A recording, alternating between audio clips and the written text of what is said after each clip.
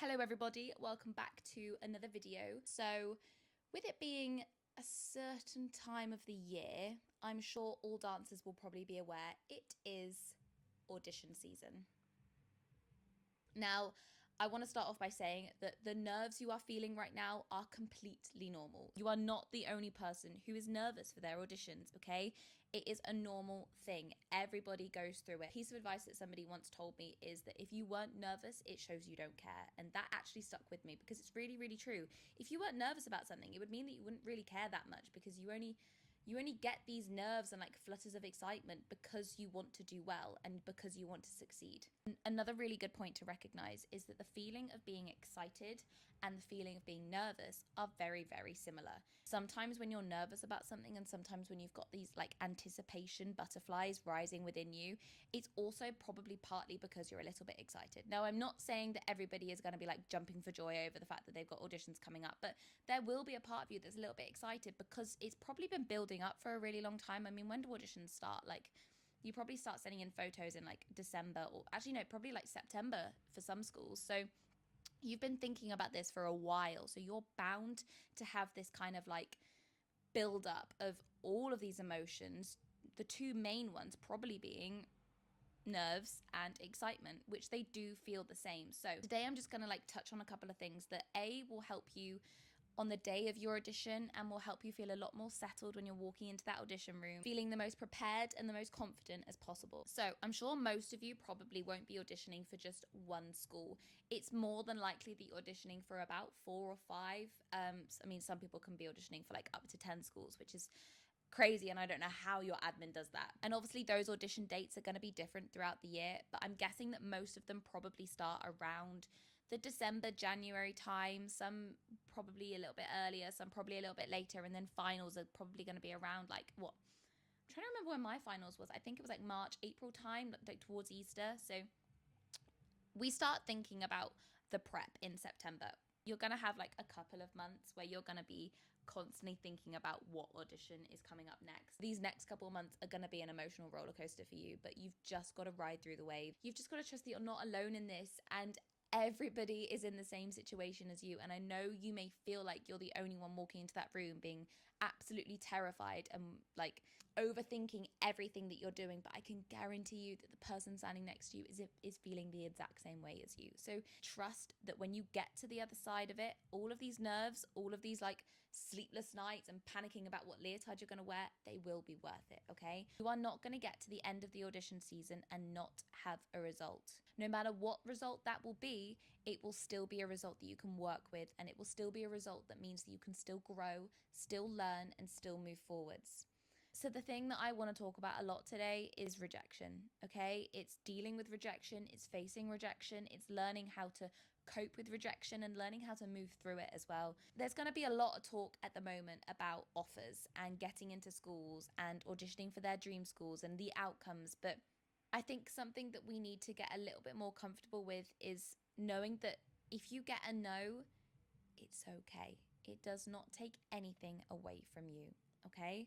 It does not take anything away from your talent. It doesn't take anything away from the person you are. No's are just one of these things that happen, and everybody has had a no. So I know that there's going to be a lot of talk about people's success of auditions, and I know that that can be a really, really hard thing, especially if you maybe haven't got the result you wanted, or maybe you're feeling a little bit nervous, or you're quite overwhelmed with the time of year. So today I just want to talk about some things that can help you and to kind of give you a little bit of a virtual hug, because I know how tough it can be, and I know how lonely it can feel sometimes when you feel like you're the only one going through rejection, and it feels like you're the only one that maybe hasn't got their dream school or maybe hasn't got the result they wanted. Like, things happen along our journey that shape us into the dancer that we're going to be, and you just have to trust the process. So the word failure is actually really, really harsh. And I think that that's what hits us the most, because it feels like, oh my gosh, I'm a failed person. I failed at dancing. I failed this. And I think we need to change the language that we're using. A better way to describe this failure that you may have been feeling is different to what I expected. okay? That outcome that you got, you haven't failed. It was just different to maybe what you expected or maybe what you'd hoped for. But it doesn't mean it's bad. It just means it's different. Or it could be that you were not up to a subjective standard that was set by somebody else. You know, these audition panels, they already know what they're looking for before they've even seen anybody. And we never know what they're looking for, okay? You have to remember that. I've auditioned for so many things and got no's, but sometimes they might be looking for a person with brown hair, and obviously I don't have brown hair, and that feeling of, oh, I didn't get it, or I didn't get the part, or I didn't get the role, it might just literally be because my hair was the wrong color. Like, you're never gonna know exactly what it is that they're looking for, so all you can do is go in there and be your best. Failure is uncomfortable, and it's a really, really heartbreaking feeling. And I think that it's one of those things that maybe we don't necessarily prepare for, because we're so ambitious and we're so driven that we're going to walk into that room and probably want to do our absolute best. And we're never going to hope for a no. Of course we're not. Of course we're just going to hope for a yes. So we're not really preparing ourselves for that feeling of, oh my gosh, I didn't get in. But that feeling may be inevitable, because it's going to be inevitable at some point throughout your career. Like, you are going to get no's along the way. And the earlier you can learn how to manage that feeling, the better, because it's just going to set you up for a much healthier headspace for your entire career. It sucks, okay? And it's probably the worst feeling in the world. But an important thing to remember is that failure doesn't mean an ending to anything. It just means a reevaluation, a rebirth, a restart, and a reset. This is something that I really, really held on to throughout my audition period. I got no's. I had in my head that I was going to go to my dream school. I had everything planned out, me being me, set up this entire life plan, and I probably ruined it for myself because I spent so much time obsessing about it that when I got that no, it broke my heart. It broke me, because I was like, well, I've literally just planned my entire life around a yes, and now I've got a no. What on earth do I do? And I'm not saying that it didn't make me upset. Of course it did. And it took me a while to get over, but I didn't let it get to a point where I was like, this is the end. I can't go further. I had to train my brain and learn how to use it for good, how to change a negative to a positive. Sometimes a no is what you need to maybe realize that that's actually not what you wanted in the first place. For example, when I was auditioning, I had in my head that I wanted to go to this school. I had everything planned out. I was like, oh, I'm perfect for this school. Like, it's written in the stars. I'm going to get it, yes. I'm going to get it, yes. I felt really good when I came out of the audition. I was like, the judges kept looking at me. Everything felt really, really positive. A couple weeks later, I opened an email and I got rejected. I didn't even get waitlist. It was like a point blank no. And it felt like my world stopped turning, because I was like, what? Like, this school was literally perfect for me, and I felt like I absolutely aced that audition, and I had all of these emotions of like, why, running around my head. And it paralyzed me. And for a couple of days, I was like, well, what do I do now? I had this plan and now I can't follow it. The more I pushed through that feeling, and the more I kind of pulled myself away and went, right, okay, I have two choices here. I can either sit here and continue obsessing about the fact that I got a no and continue feeling sorry for myself and just give up, or I can carry on and push through this pain, push through this uncomfortable transition period, and just see what happens next. And do you want to know what happened? I then ended up getting a yes from a school that turned out to be the best thing that ever happened to me. That no meant that I then opened up an entire new journey for myself. If I never got that no, I would have never realized that actually maybe that school wasn't right for me. And I realize that now. Like, if I couldn't picture myself going to the school that I initially had set out in my head, like, and it's just crazy to me that, like, one point in my life, that was my dream and that was my everything. And the thing that actually happened, the reality that I actually lived, was the complete opposite. But it was all I could have ever hoped for. And it was better than I could ever imagined, because when I was so focused on this one school, when I was so adamant that I was going to get there, I didn't think about any other school. I didn't think about any other possibilities or any other realities. That when I got that no, and I just had to kind of be like, okay, that door's closed, I then opened myself up to so many more opportunities, and actually opportunities that were better for me and more suited to me. Like, the school that I ended up going to was so much more beneficial to me, and I got so much more out of it than I would have if I went to this other school. So let this be a lesson that sometimes a no is just an opportunity for you to maybe redirect your attention to other things out there that may be better suited for you, okay? Do not close yourself off to any situations, okay? Everything happens for a reason, and trust that. Just keep going through the process, because 99% of the time, a no from one school means that you can just go, okay, that's not an option anymore. Let's reevaluate. Let's try this place. Shutting off that part of your brain and opening yourself up to another school a little bit more, you are going to go into that audition room with more enthusiasm. You're going to give it your all, because you're like, right, this might be the one. Let's just give it my all. If you wake up one day and you get an email and it's a no from a school that maybe you were hoping for, do not let that feeling jeopardize the next audition that you walk into, because every single audition is different. Every single audition process is different. Each panel are looking for different things, okay? So if you walk into a room and you possess this feeling of, I just got rejected, that is how you are going to dance. The feeling that you have inside of you is how you are going to project yourself across to the judge panel. So you have to walk into that room with a fresh slate, okay? Because no outcome has happened from that audition yet. So everything that you do in that room, it's a fresh start. Don't let yourself come out of that audition room and be really unsatisfied and disheartened because you spent the entire time focusing on the fact that you got a no from another school. Those judges have no idea your results. That's another thing to remember. They don't know your results so far. They don't know that maybe you got a no this morning, or maybe that you got rejected from another school. Like, they have no idea. You wouldn't go up to the audition and be like, by the way, I've got rejected from 3 schools. Just wanted to let you know. Like, you wouldn't do that, would you? So why on earth would you dance like that? Why on earth would you do your dance like, don't look at me, I just got rejected from 3 schools? Like, it's just not worth your time. Take some time to think about some things that you can do so that no matter the result, you know that you went in there and you gave it your all. Have some logic behind you to back up a possible very emotional outcome, okay? If you get a no from somewhere, but you know in your heart, actually, yes, that maybe upset me, and yes, that may be really, really hard to deal with, but I know that I couldn't have given it any more, then that is a very good place to be. You have to start thinking about things on a personal level. Like, you have to make yourself proud, because that is the most fulfilling feeling, and that is the thing that is going to be the most important throughout your entire dance career. Because I'm going to be blunt here, you are never going to be able to please everybody. You can't. Nobody can. You are never going to get through your entire career not being what somebody is maybe looking for. The person that you constantly have to impress, and the only person that you ever really have to impress, is yourself.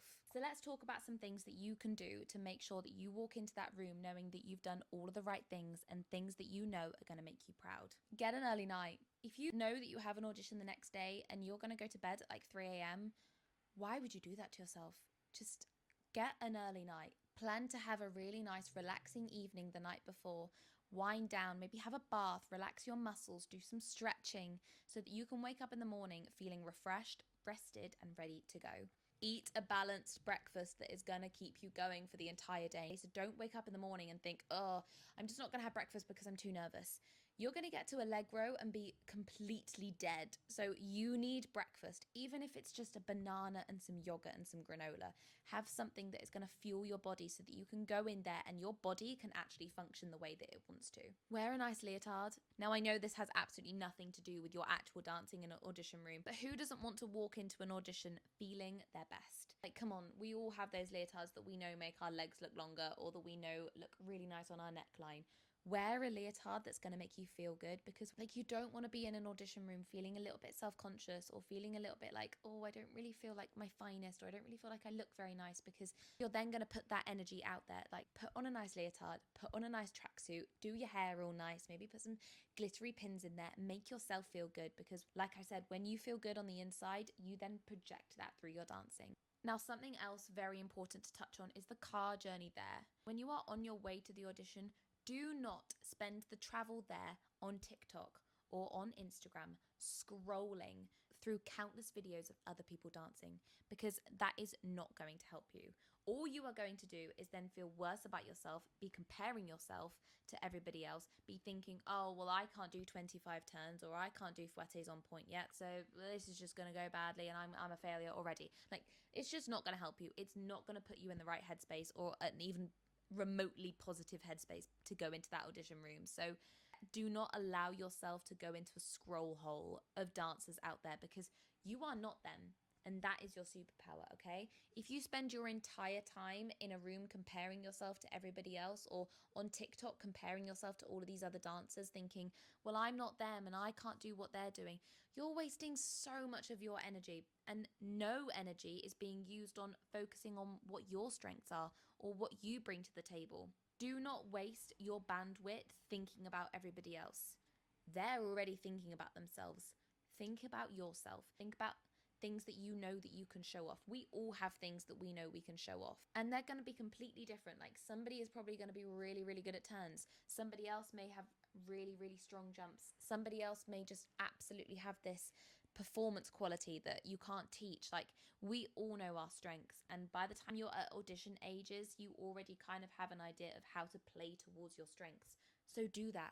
Play to your strengths. Don't then, when it comes to turns, if you're not a great turner, be like, don't watch me, like, I can't turn. Like, no, because again, you're then just going to put that energy out there, and the judges aren't going to want to see that. Remember as well, they are not looking for a finished product. That's boring. They don't want somebody that they can't teach. They don't want a robot. They want somebody that they can then nurture and help grow along their dance career. I know you may have in your head that you want to go in there and be absolutely perfect, but there's no such thing as perfect, and B, they then have nothing to do with that. Like, if you went in there and you could do everything already, they're going to be like, well, cool, but there's no point in giving them a place at our school because they already know how to do everything. There's nothing that we could possibly teach them. So stop going in there with the mindset of, I have to be perfect already, because that is pointless. The reason why you go away to vocational school, the reason why you want to go to all of these colleges or all of these dance universities or whatever it is that you're auditioning, is so that you can learn. It's so that you can learn things that you don't already know. That is the whole point. You are still in the building stage of your dance career. Going away to a vocational school is just the next step. So stop setting yourself unrealistic expectations, because if you go in there with the attitude of, I have to be perfect, I already have to know everything, I already have to be the level of their graduate year, like, there's just no point. So get that out of your mindset. You're just going to get yourself in this tizzy and you're going to be a wreck before you've even walked into the room. So I know I keep saying it, but just trust the process. Stick with it. Know that this time will pass. This is just a season in your life. This is audition season. And I think sometimes when we're in this season, we never think it's going to end and we think it's going to last forever. But you're going to blink and you're going to be in your second year and you're going to be like, oh my gosh, I can't even remember audition season. Like, time carries on no matter what you're doing. So make the most of what you're doing right now, because like I said, it's not going to last forever and you will never be able to get this time back. So yes, it's stressful, and yes, it's strenuous, and yes, you're going to be absolutely knackered, but enjoy it. Romanticize it, because it's days like these, it's times like these that you will look back on. And the worst feeling in the world is when you look back with regret, being like, I was so unnecessarily hard on myself and I was so angry at myself for what? Like, look where I am now, look what I'm doing now. So I hope that this video has helped you, and please feel free to reach out and ask any questions or for any advice. I'll link my social medias down below. Just drop me a DM. I post workout videos, meal inspirations, mindset tips and tricks on how to support dancers both inside and outside of the studios. Remember, we are human beings before we are dancers, so let's take care of that first. Remember to be kind to yourself, remember to trust the process, and remember you are not alone in this. Thank you for watching, dancers, and I will see you next time.